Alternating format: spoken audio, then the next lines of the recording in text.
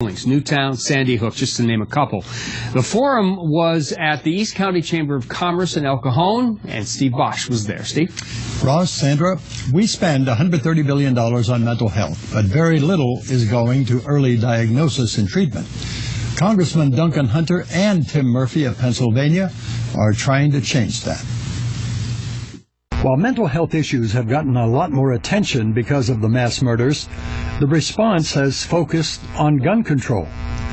People are quick to equate mass killings with mental illness, but most mentally ill patients are not prone to violence, and those who are might not have killed if there was early intervention. The way that we do this is by getting help to people before they do bad things to other people, and that's what Rep. Murphy's bill does. That's Congressman Tim Murphy of Pennsylvania, a clinical psychologist and expert on mental illness. What this nation has to do is wake up from this tragedy, from this fiasco of ignoring mental illness as if it's going to go away or if it's just a state of mind. These two members of Congress were here to enlist the help of some 30 mental health professionals from the VA on down to the community clinic level to help reform the system. Well, Medicaid has a rule that says you can't see two doctors in the same day. That is absurd. There's also a rule that Medicaid has you can't have more than 16 psychiatric beds.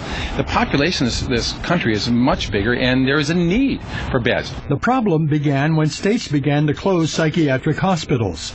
At one time, there were 550,000 beds. Today, there are about 40,000. We have replaced the hospital bed with the jail cell, the emergency room, the coffin, or homeless shelters. For Congressman Hunter, this became personal when a family member broke down. There was nowhere to take her. We had to take her to the emergency room. That was the only option that we had, because there was nothing else out there that is covered under federal law with federal dollars that are already there that could have helped her. There are thousands of mentally ill patients out there who will not get treatment until there is a tragedy. We're trying to reverse that and go treatment before tragedy. Remove the barriers the federal government has to getting people help, making sure that the federal agencies that spend money now are doing it effectively and have transparency and accountability. There are about 60 million Americans with mental illnesses. 10 million have severe mental illnesses, and 4 million will go without any treatment of any kind.